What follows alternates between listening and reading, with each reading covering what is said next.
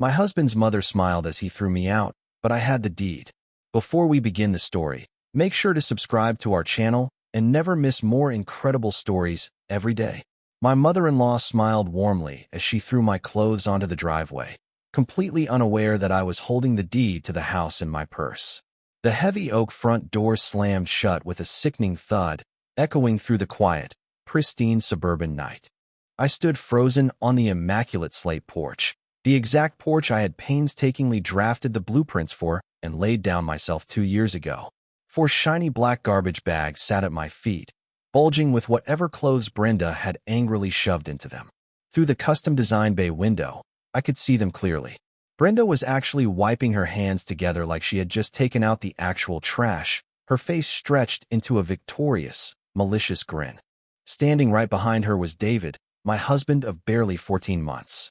He wasn't looking at me with regret or anger. He was looking at me with pure, unadulterated arrogance. He genuinely believed he had just won the ultimate prize. He thought he had successfully bullied me out of my own life. I shifted my weight in the cold night air, the heavy strap of my leather purse digging into my shoulder.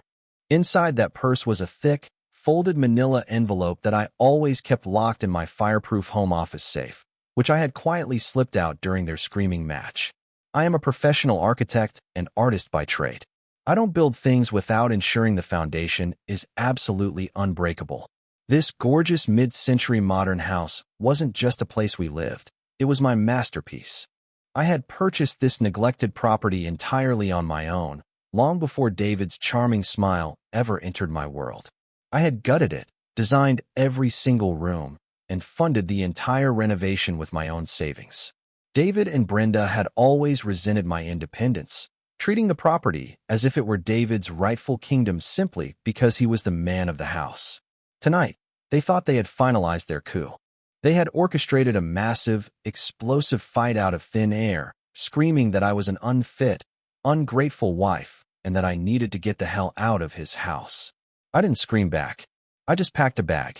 Let them enjoy their fake victory for now. They had no idea what was about to happen. I walked away into the dark, knowing their celebration would be violently short-lived. To understand how we reached this point of absolute toxicity, you have to look back at the beginning. When I first met David, he played the role of the supportive, modern man flawlessly. He claimed he loved my ambition and my career as an architect and artist. But the second the ink dried on our marriage certificate, the mask slipped. His mother, Brenda, was the primary catalyst. Brenda is a woman who peaked in the 1980s and firmly believes a wife's only value is serving her husband and providing a quiet background to his grand life. She hated me from the moment she realized I earned substantially more than her precious son. "It's so cute how you play with your little drawings and building blocks, Chloe," Brenda would sneer at family dinners, swirling her cheap wine. But David needs a real home, not a constant construction zone. David never once defended me. Instead, his arrogance swelled to match hers. He started referring to the house as his property when talking to his friends. "Yeah, I'm thinking about tearing up the backyard to put in a pool," he bragged one afternoon, completely ignoring the fact that I had designed a complex, sustainable native garden back there. They both operated under the massive, delusional assumption that marriage automatically transferred all my hard-earned assets directly into David's name. They were dead wrong. 3 years ago, I bought this property in cash after landing a massive commercial contract. The deed, recorded with the county on October 12th, explicitly lists Chloe Adams as the sole and exclusive owner. Furthermore, because I knew Brenda was a snake, I demanded a totally ironclad prenuptial agreement before walking down the aisle. Section 4, Paragraph 2 states clearly that the marital home remains separate property in the event of a divorce. David had laughed it off at the time, signing it without reading it thoroughly, assuming we would be together forever. His ignorance was about to become my greatest weapon. Their resentment had been building for months, just waiting to explode. They finally manufactured that explosion tonight. But I knew there had to be a darker reason they wanted me out. I was about to discover the sickening truth hidden beneath their vicious and calculated lies. The entire confrontation this evening was painfully, obviously staged. I had just walked through the front door after a grueling 12-hour shift finalizing architectural blueprints for a new downtown gallery. I hadn't even taken my coat off before David started screaming. He stormed out of the kitchen, his face flushed red, waving a random utility bill in the air. "You're completely selfish, Chloe. You care more about your stupid little art projects and client meetings than you do about your own husband," he bellowed, his voice echoing off the high vaulted ceilings. The argument made zero logical sense. The utility bill was on autopay from my personal checking account, just like every other expense in the house. I tried to speak calmly. "David, what are you actually talking about? The bills are all paid." But he didn't want a resolution. He wanted an eviction. He escalated the fight rapidly, knocking a stack of my design magazines off the coffee table and shouting that he was suffocating in this marriage. The timing was entirely too perfect. Exactly 10 minutes after the shouting started, the front doorbell chimed. It was Brenda. She didn't look concerned or surprised by the screaming. Instead, she marched into my living room carrying a giant stack of flattened cardboard moving boxes and a roll of heavy packing tape. She had clearly been waiting in her car down the street for her cue. I knew it. Brenda hissed, glaring at me with pure venom. "You are destroying my son's mental health. You are a terrible wife, and you need to leave his house right this instant." They had meticulously planned this ambush. It was a synchronized, two-pronged attack designed to overwhelm me with noise and guilt so that I would just break down and flee.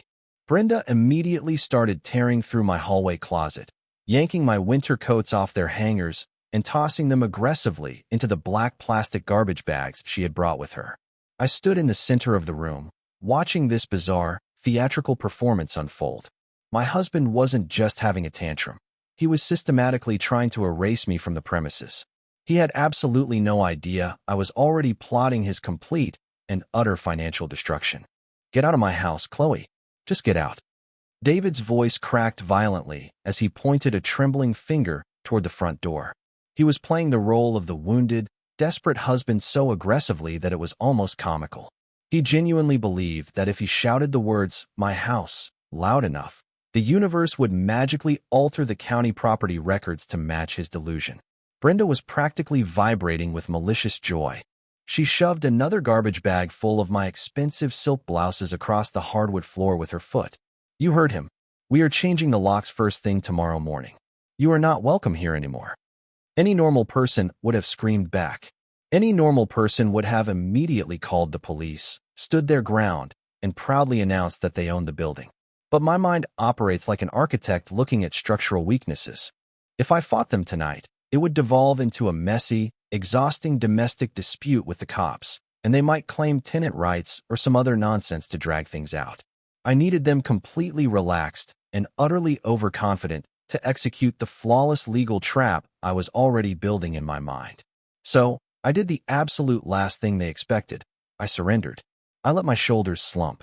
I squeezed my eyes shut to force a few pathetic, fake tears down my cheeks. I looked at David with a heartbroken expression. "Fine. If that's what you really want, David, I'll go." I saw his posture relax instantly. Brenda's smug smile widened. I slowly walked over to the console table, quietly grabbed my heavy leather purse containing the fireproof safe's envelope, and picked up my car keys. I didn't say another word. I walked out the front door, let Brenda push the garbage bags onto the porch behind me, and listened to the deadbolt slide shut. I calmly loaded the bags into the trunk of my SUV, started the engine, and drove away from the beautiful home I had built. My tears vanished instantly, replaced by a cold, sharp, unyielding clarity. I was heading straight toward the only person who could help me burn their lives to the ground. I pulled into the flickering neon-lit parking lot of a cheap motel situated right off the interstate. The room smelled faintly of stale bleach and old cigarettes, a jarring contrast to the pristine, custom-ventilated house I had just been thrown out of. I dropped my purse onto the scratchy bedspread and immediately pulled out my phone to dial Maya. Maya wasn't just my fiercely loyal best friend since college. She was also one of the most ruthless family law attorneys in the entire state. She answered on the second ring. I quickly laid out the entire bizarre sequence of events. The sudden screaming match, Brenda's perfectly timed arrival with moving boxes, and my strategic, silent exit.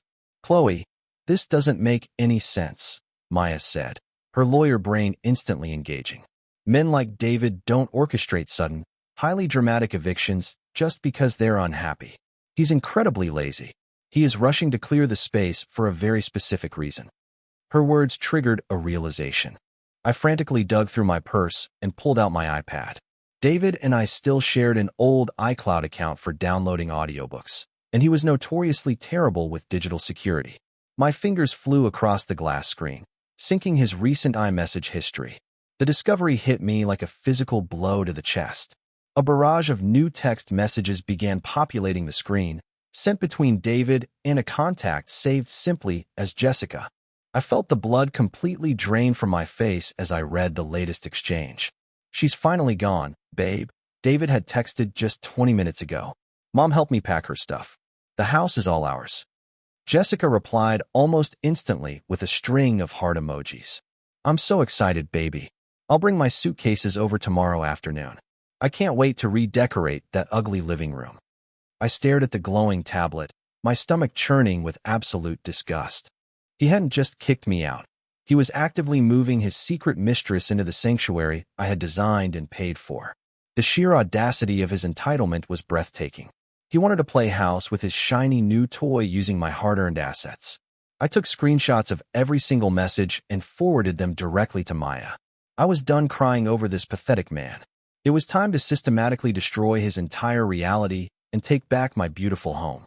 At exactly 8 o'clock the next morning, I was sitting across from Maya in her sleek, glass-walled downtown law office. I hadn't slept a single wink in that motel bed. Instead, I had laid awake, fueled by pure, burning adrenaline. I slid the thick manila envelope I had rescued from my fireproof safe directly onto her polished desk. Maya carefully opened it, her eyes sharp and focused as she extracted the heavy legal documents. She spread the original property deed out first. There it was in black and white ink, stamped with the county seal. "Chloe Adams, sole proprietor." "This is a flawless, clean title," Maya murmured, tapping her manicured finger against the date. Next, she pulled out the 50-page prenuptial agreement. This was the document David had arrogantly laughed at while signing, joking that my lawyers were far too paranoid. Maya flipped straight to Section 4, Clause 2B. She read the text aloud, her voice filled with deep satisfaction. "The primary residence, purchased prior to the marriage, remains the sole, separate, and exclusive property of the wife. The husband explicitly waives any and all rights to equity, tenancy, or occupancy in the event of separation or divorce." Maya looked up at me, a dangerous, predatory smile slowly spreading across her face. "Chloe, this document is absolutely ironclad. Because he explicitly waived his tenancy rights in the prenup, he is currently occupying your private property without a valid lease, without your permission, and without any legal standing whatsoever." The legal realization washed over me, crisp and refreshing. David wasn't a powerful husband asserting his rightful dominance over our shared marital home. Under the strict letter of the state law, David was nothing more than an unwanted squatter trespassing in my house. And Brenda, who didn't even live there to begin with, was an unauthorized intruder. They had thrown me out assuming the slow, grinding wheels of a messy divorce court would allow them to comfortably stay in the house for months, maybe even years. They thought they had secured a luxurious, rent-free mansion for David and his new mistress to enjoy. We were about to legally nuke their entire pathetic, delusional fairy tale straight from orbit. Before Maya and I could execute the legal strike, we needed them to feel completely, utterly secure in their stolen castle. I had to play the agonizing role of the broken, submissive wife who had totally given up the fight. Sitting in the law office, I carefully drafted a text message to David, making sure to sound as pathetic and defeated as humanly possible. "David, I'm staying at a cheap motel," I typed, my fingers hovering over the send button. "I'm still in absolute shock about everything that happened last night between us. I need a few days away just to process things and clear my head. Please just leave my remaining things alone for now."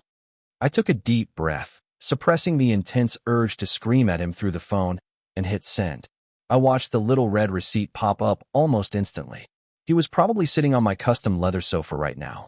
His reply came back 3 minutes later, dripping with arrogant condescension. "Take all the time you need, Chloe. Mom and I are handling everything here. Just stay away for the weekend while I pack the rest of your art supplies and junk into boxes. We can talk about lawyers next week when you're less emotional. I showed the glowing screen to Maya, and we both burst out laughing.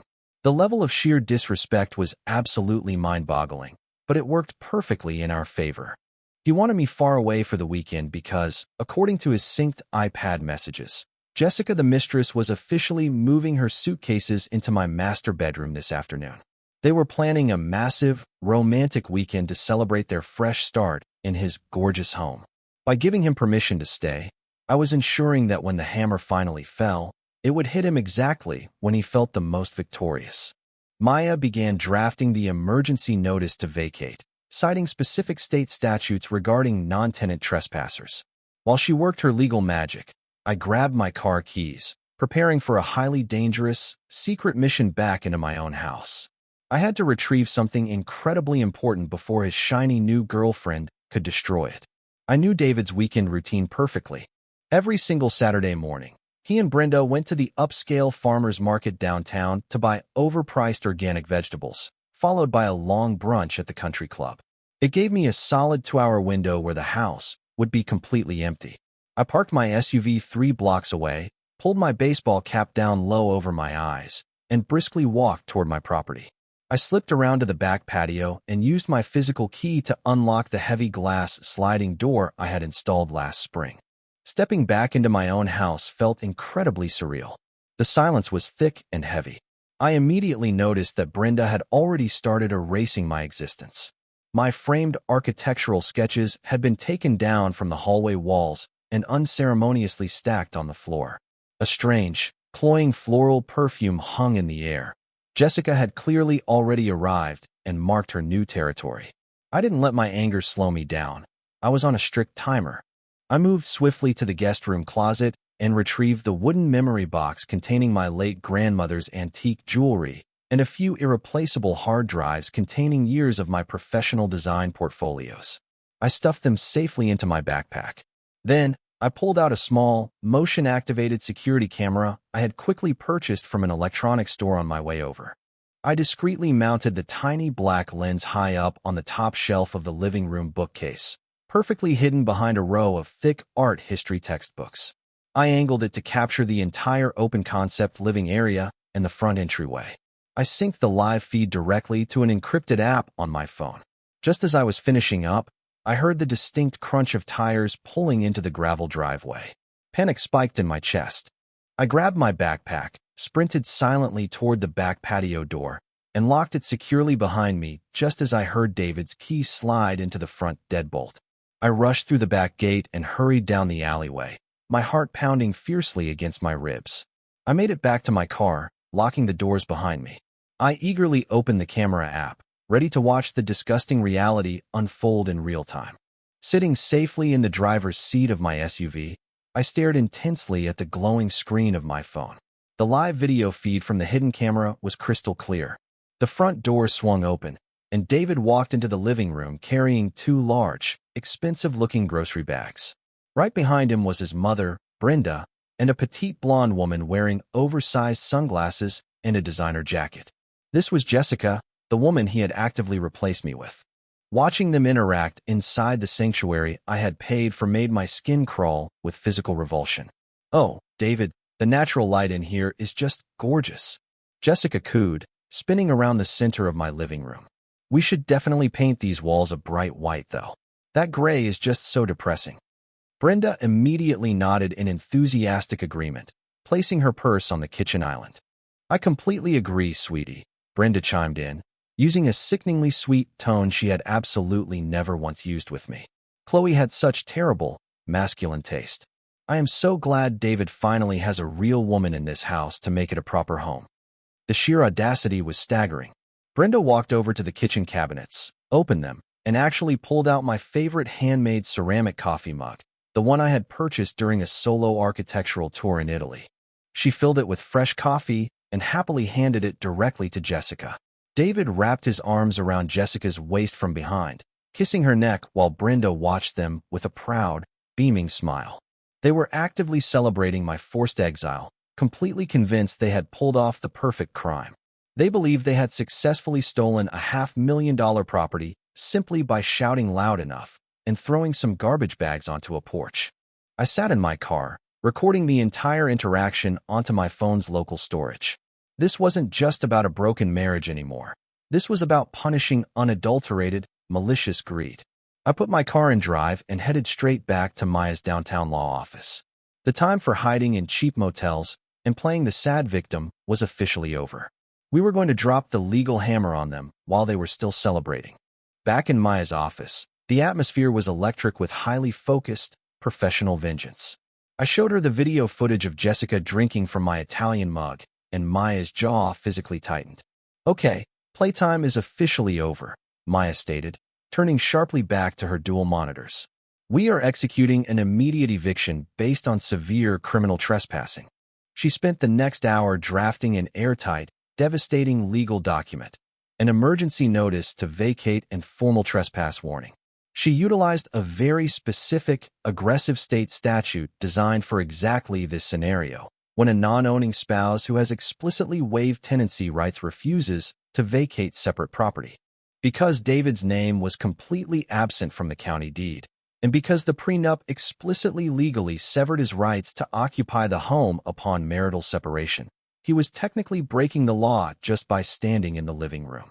Under Section 832 of the State Property Code, he is classified as an unwanted holdover occupant with zero legal protections, Maya explained, printing the heavy documents on crisp, thick legal paper. He doesn't get a 30-day eviction notice. He doesn't get a hearing in civil court. He gets exactly however long the police decide to give him to pack a bag and get off your lawn. With the paperwork formally notarized and placed into a sleek leather folder, Maya picked up her desk phone and dialed a direct number she knew by heart. It was the local county sheriff's precinct commander, a man Maya had worked with on numerous high-profile domestic property disputes. She briefly explained the situation, emphasizing the forged sense of ownership and the ironclad proof of the prenup and deed. "Yes, Commander, the rightful property owner will be arriving on-site tomorrow evening to reclaim possession," Maya said smoothly into the receiver, smiling at me. "We are requesting a civil standby and immediate removal of 3 unauthorized trespassers." Maya hung up the phone and handed me the heavy leather folder. Everything was perfectly aligned. The trap was fully constructed, the bait was taken, and the authorities were on standby. All I had to do now was wait for the perfect moment to spring it. I waited until Sunday evening at exactly 7 o'clock to make my move. Through my hidden camera feed, I knew exactly what was happening inside the house. David and Brenda had invited 2 other couples, David's arrogant friends who had always looked down on me, over for a massive celebratory dinner party to officially welcome Jessica into the fold. They were drinking my expensive wine, eating off my fine china, and laughing loudly in my dining room. I pulled my SUV onto my quiet suburban street, my heart beating with a steady, rhythmic adrenaline. I parked carefully along the curb, right in front of the house. The driveway was absolutely packed with their luxury cars. Through the large front window, I could see the warm glow of the chandelier I had hand-selected in Paris.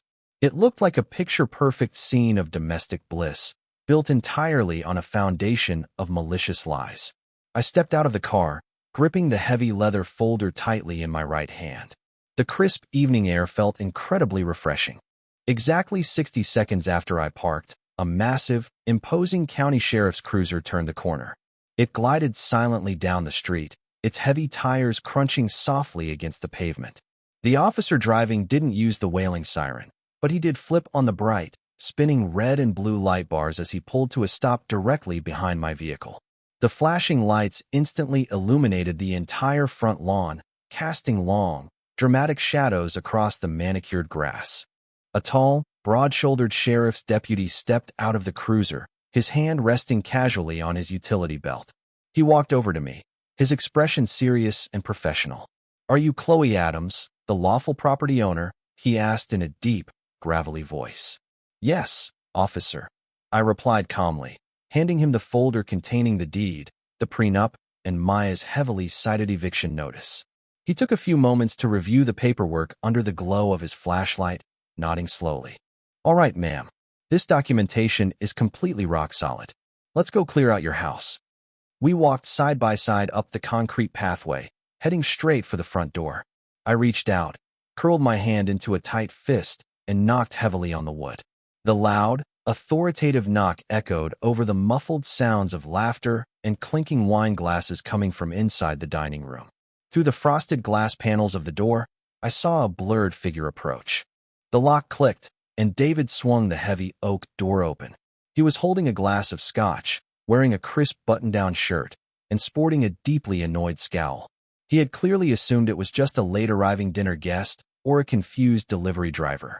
When his eyes landed on me standing on the porch, his face instantly contorted with explosive, uncontrollable rage. "Chloe, what the hell are you doing back here?" He barked, his voice loud enough to completely silence the chatter inside the house. "I told you to stay away for the weekend. I am changing the locks tomorrow, you crazy." David's aggressive tirade was abruptly and violently cut short. He had been so hyper-focused on glaring at me that he hadn't even noticed the massive, armed law enforcement officer standing silently in the shadows just to my right. The deputy stepped fully into the harsh light of the porch fixture, his polished badge gleaming brightly on his chest. David physically jumped backward, nearly spilling his expensive scotch down the front of his shirt. The arrogant, bullying swagger completely vanished from his posture in a fraction of a second, replaced by sudden, wide-eyed terror. The blood drained so rapidly from his face that he looked genuinely sick. "Is there a problem, officer?" David stammered, his voice suddenly pitching up an octave, trying desperately to sound like a cooperative, law-abiding citizen. From deep inside the hallway, I heard Brenda's shrill, obnoxious voice calling out. "David? Who's at the door, honey? Is the food getting cold?" Brenda rounded the corner, wiping her mouth with a cloth napkin, with Jessica trailing closely behind her, actually wearing one of my expensive cashmere sweaters. Brenda stopped dead in her tracks, staring in utter disbelief at the flashing red and blue lights reflecting off the living room walls. The deputy stepped forward and delivered the words that shattered their arrogant, stolen reality. "Evening, sir," the deputy said, his voice completely devoid of any warmth. "I am here to execute a formal, immediate removal of all unauthorized individuals from this private property." David panicked, his brain desperately trying to spin a defensive narrative. He pointed an accusing finger straight at my face. "Officer, she is my completely unhinged, soon-to-be ex-wife.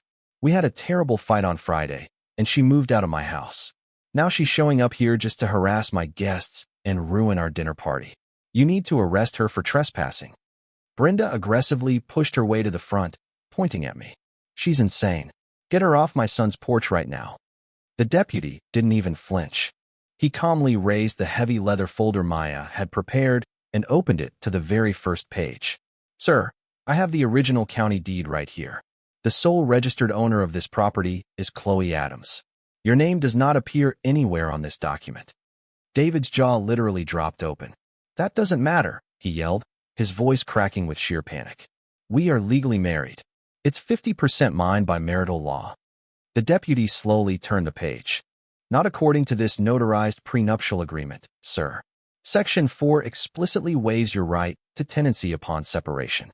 Legally speaking, you and your guests are currently criminal trespassers occupying this woman's home without her permission."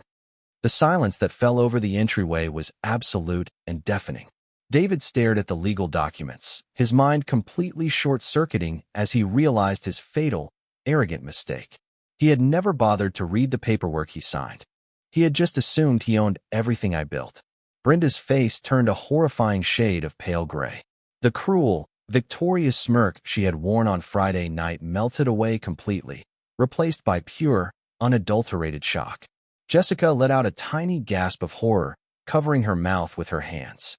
I stood there, watching their entire universe violently collapse inward, feeling an incredible wave of absolute peace. The deputy looked David dead in the eyes and issued his final, non-negotiable legal ultimatum. "You have exactly 30 minutes to gather a single overnight bag of essential personal items and permanently vacate this property," the deputy announced loudly, his hand resting firmly on his belt. "If you are still inside this house at the end of that 30 minutes, you will all be placed in handcuffs and transported to the county jail for criminal trespassing." Absolute chaos immediately erupted. The dinner guests, terrified of being arrested in a sudden police raid, grabbed their coats and sprinted out the front door, avoiding my gaze completely. Jessica didn't even bother packing a bag. She ripped off my cashmere sweater, threw it onto the hallway floor, and bolted for her car in tears, screaming at David that he was a broke, lying loser. David stood frozen in the entryway, hyperventilating as the reality of his sudden homelessness crushed him. Brenda began to hysterically sob, begging the law enforcement officer for mercy, claiming they had nowhere to go and that hotels were far too expensive. 27 minutes, the deputy replied coldly, tapping his heavy wristwatch. I walked past them, stepping directly into my beautifully designed living room, and sat down on my custom leather sofa. I watched like a silent, victorious queen as they frantically scrambled through the house. David was desperately shoving clothes into a gym bag, weeping openly. Brenda was struggling to carry a heavy box of her own junk, her mascara running down her face in thick, black streaks. Exactly 30 minutes later, the deputy escorted them out of the front door. They stood on the concrete curb under the glow of the flashing police lights, shivering in the cold night air, clutching their pathetic plastic bags. It was the exact same driveway where they had gleefully thrown my belongings just 48 hours prior. David looked back at me through the open doorway, his eyes pleading for forgiveness, begging me to let him stay. I didn't say a single word in response. I just smiled warmly. I reached out, grabbed the heavy brass handle of the oak door, and slammed it shut right in his face. The heavy deadbolt clicked into place, permanently locking the toxic monsters out of my life. It has been exactly 14 months since that glorious, chaotic night on the front porch, and my life has transformed into something incredibly beautiful. Maya, being the absolute legal shark that she is, pushed the divorce proceedings through the courts with blinding speed. Because of his blatant infidelity and the ironclad prenuptial agreement we signed, David walked away from the marriage with absolutely nothing but the clothes in his gym bag and a massive mountain of credit card debt.